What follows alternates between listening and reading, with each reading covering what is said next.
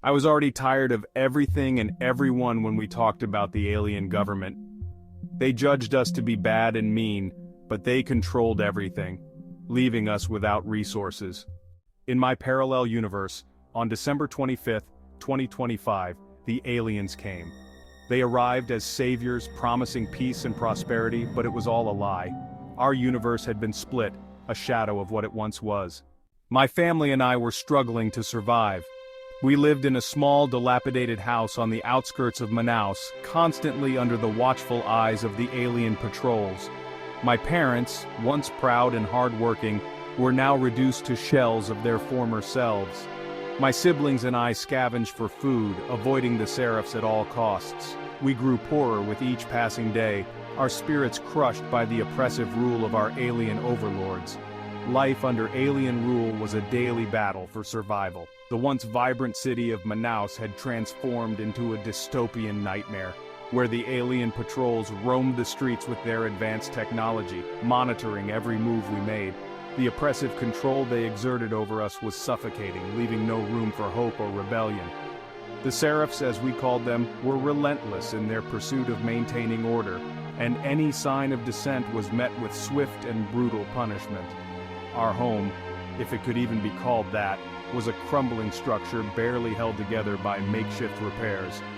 The walls were thin, offering little protection from the harsh elements or the prying eyes of the alien patrols. Every creak and groan of the house was a reminder of our precarious existence. My parents, once the pillars of our family, had been broken by the relentless oppression. Their eyes, once filled with determination and love, now held only despair and resignation. My siblings and I had taken on the responsibility of providing for the family. We scavenged the ruins of the city, searching for anything that could be used or traded for food. It was a dangerous task, as the serifs were always on the lookout for those who dared to defy their rules. We learned to move silently, to blend into the shadows, and to avoid the patrols at all costs. The fear of being caught was a constant companion, but the need to survive pushed us forward.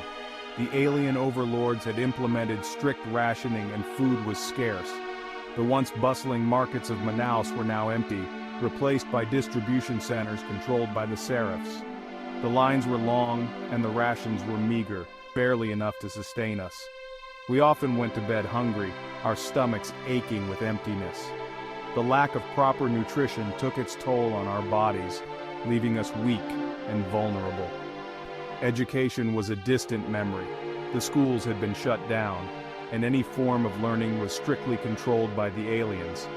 They fed us propaganda, trying to indoctrinate us into their way of thinking. But we resisted, clinging to the knowledge and values that had been passed down to us by our parents. We held secret gatherings, where we shared stories and taught each other what little we knew. It was our way of preserving our humanity in the face of dehumanization. The nights were the worst. The darkness brought with it a sense of dread, as the alien patrols intensified their surveillance. The sound of their hovering drones filled the air, a constant reminder of their presence. Sleep was elusive, as every noise could be a sign of an impending raid. We took turns keeping watch, our eyes scanning the shadows for any sign of movement. The fear of being discovered was a heavy burden, but it was one we bore with determination. Despite the overwhelming odds, there were moments of defiance, small acts of rebellion that reminded us of our humanity. We would share a stolen piece of bread or whisper stories of a time before the invasion. These moments, though fleeting, gave us the strength to carry on. They were a reminder that we were not just victims, but survivors, and as long as we had each other, there was still a glimmer of hope. The alien rule had changed us, but it had not broken us. We had become resilient, resourceful, and determined. We had learned to adapt, to find strength in the face of adversity. And though the future was uncertain, we held on to the belief that one day we would be free. Free from the oppressive rule of our alien overlords and free to rebuild our lives and our city. Until that day came, we would continue to fight, to survive, and to hold on to the hope that had kept us going for so long. I joined a group of rebels determined to overthrow the serifs. We were a ragtag band of survivors, each with our own reasons for fighting. We trained in the depths of the jungle, learning how to use their technology against them, studying their weaknesses and planning our moves with meticulous precision. I was captured and thrown into a prison cell deep within the alien fortress. In that cell I met Zara, an alien woman who was unlike any other seraph. She was curious about humans, fascinated by our resilience and spirit. Our bond deepened, and soon we fell in love. It was forbidden, dangerous, but we couldn't resist. We made love in the darkness of my cell, a fleeting moment of joy amidst the despair. But our happiness was short-lived. We were caught, and Zara was executed in front of me, her radiant eyes dimming as life left her body.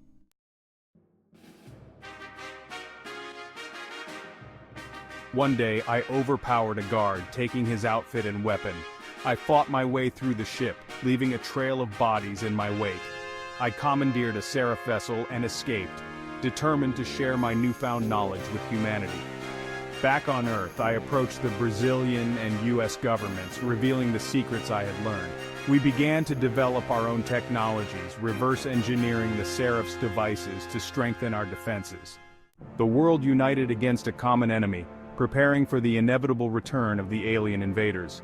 The sense of urgency was palpable, as every nation, regardless of past conflicts or differences, came together to form a united front.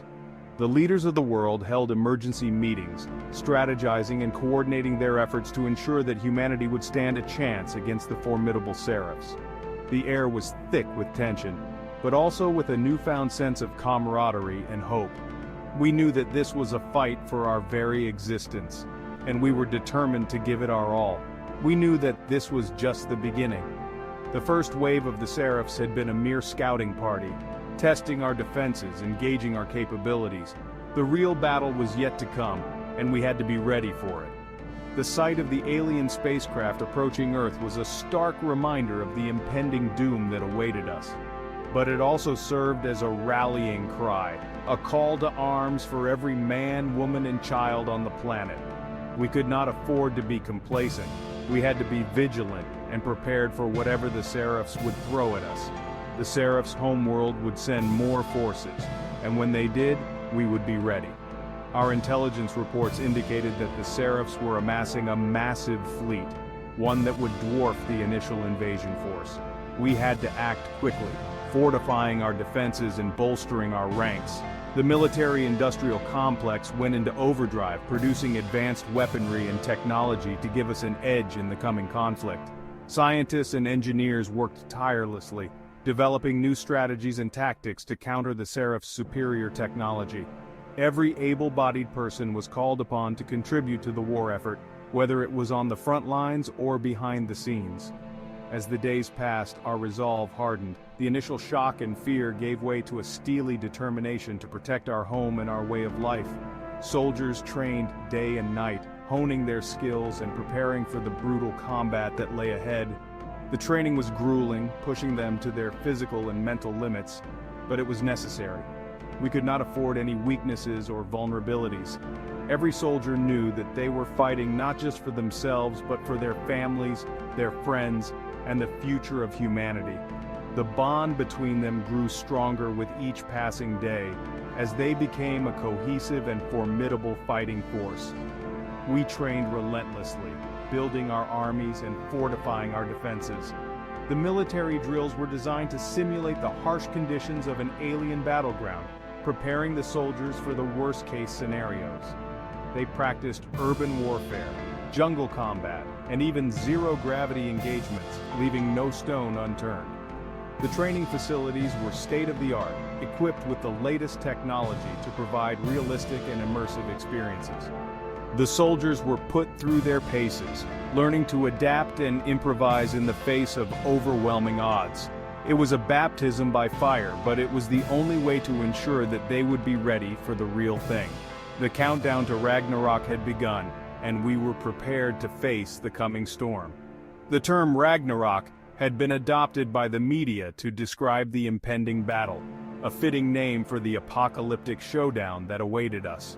The countdown served as a constant reminder of the limited time we had to prepare. Every second counted, and we could not afford to waste any of it. The soldiers went through their final preparations, checking and rechecking their equipment, and saying their goodbyes to their loved ones.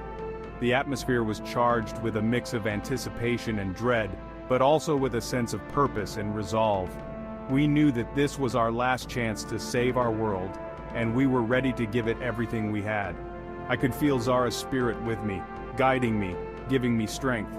Zara had been my mentor and my friend, a beacon of hope and wisdom in the darkest of times.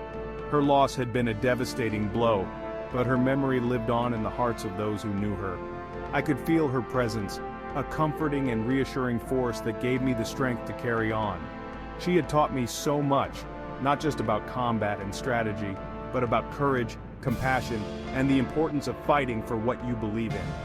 Her spirit was a guiding light, a reminder of why we were fighting and what we were fighting for. For her, for my family, and for humanity, I would fight until my last breath. The battle armor I wore was a marvel of modern engineering, designed to provide maximum protection and mobility. It was a symbol of our determination and resilience, a testament to the ingenuity and resourcefulness of the human spirit. As I stood there, looking out at the horizon, I made a solemn vow to protect my home and my loved ones. I knew that the road ahead would be fraught with danger and uncertainty, but I was ready to face it head-on. I would fight with every ounce of strength and determination I had, for the sake of those who could not fight for themselves. The battle for our world was about to begin, and we would not go quietly into the night. The final preparations were complete, and the stage was set for the ultimate showdown. The alien invaders were closing in, their ships blotting out the sky as they descended upon our planet. But we were ready. We had trained, we had prepared, and we had united as one. The battle would be fierce and unforgiving, but we would not back down. We would fight with everything we had for our home, for our loved ones, and for the future of humanity. The time had come to make our stand, and we would not go quietly into the night. We would fight, and we would prevail.